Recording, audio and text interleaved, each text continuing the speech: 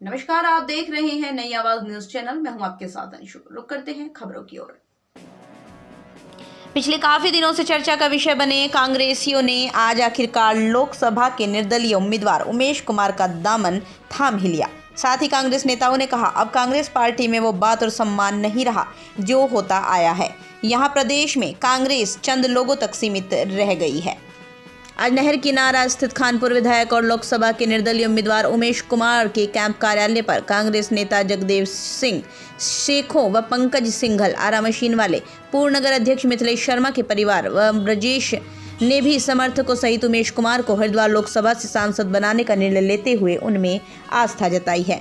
वहीं आज कैंप कार्यालय पर आयोजित कार्यक्रम के दौरान जगदेव सिंह शेखों ने कहा, हरीश रावत परिवारवाद में इतना डूब गए कि उन्हें परिवार के अलावा कुछ दिखाई नहीं देता। उन्होंने पार्टी को अपने घर में कैद कर दिया है। यही कारण है उनके निजी समर्थक भी उनसे छिटक कर अन्य दलों में जाने को विवश हो रहे हैं। हरीश रावत ने मुख्यमंत्री रहते हुए अपनी पत्नी को हरिद्वार लोकसभा से जबरन टिकट दिलवाया। हरिद्वार जनपद में कांग्रेस पार्टी को पूरी तरह डुबो दिया।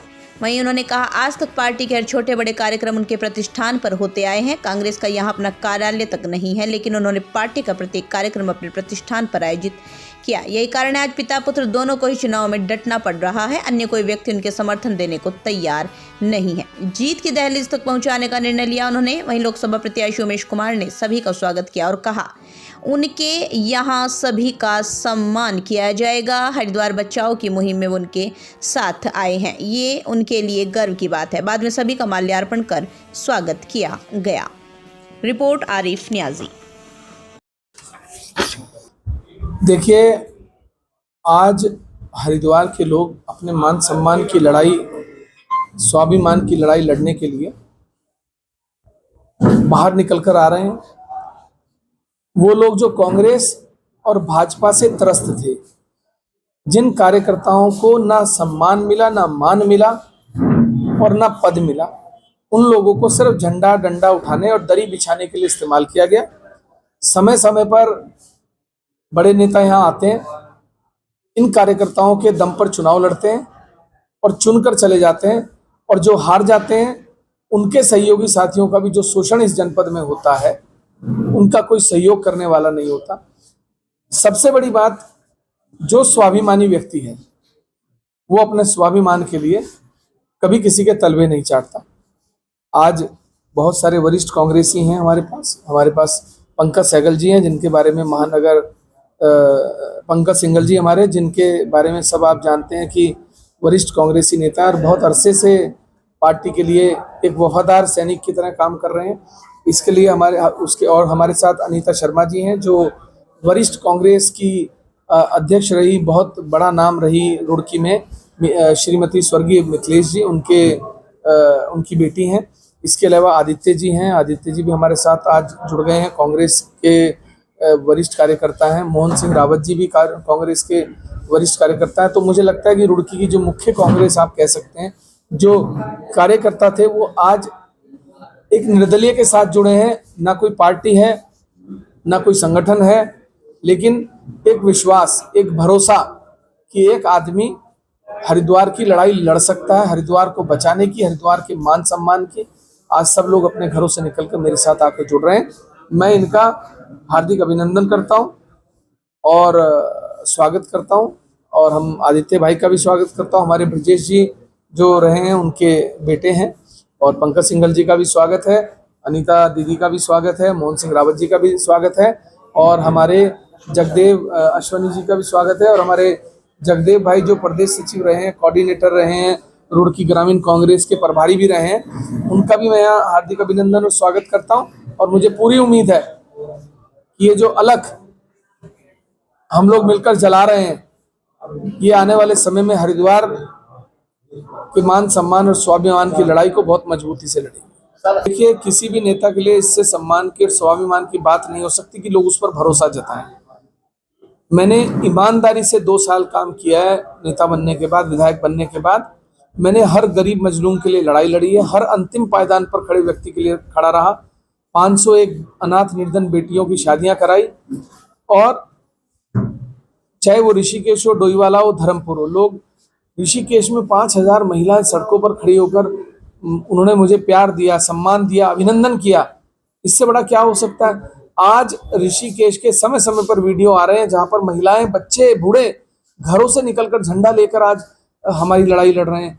आज हर समाज का व्यक्ति, हर धर्म का व्यक्ति, देखिए हरिद्वार की राजनीति किसी एक धर्म विशेष, एक जाति विशेष की नहीं हो सकती।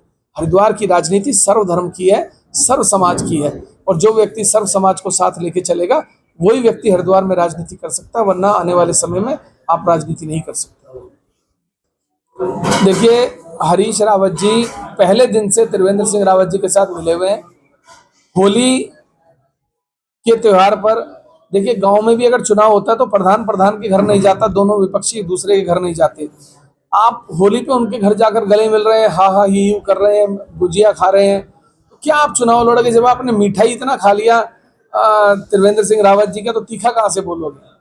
तो भैया मिठाई खानी बंद कर दो, जनता की लड़ाई लड़नी सीखो, अभी भी समय रह गया है, वरना कांग्रेस मुक्त हरिद्वार होने वाला, ये सच्चाई है।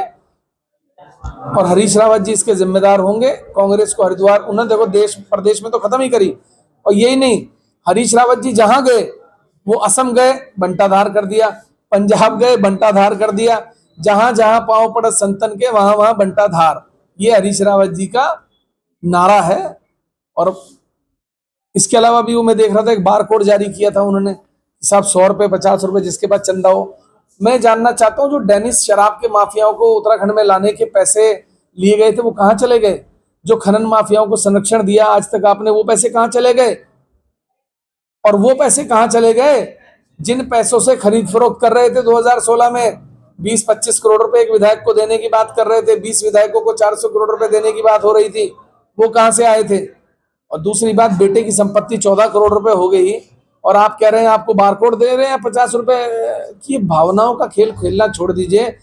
हरीश रावत क्या है, हम लोग जिस भारतवर्ष में रहते हैं यहाँ पर धर्मनिरपेक्ष ही एक मात्र तरीका है एक दूसरे के साथ मिलकर रहने का, जिसके अंदर हमारी आस्था थी और हम एक सेक्युलर मानसिकता के लोग हैं।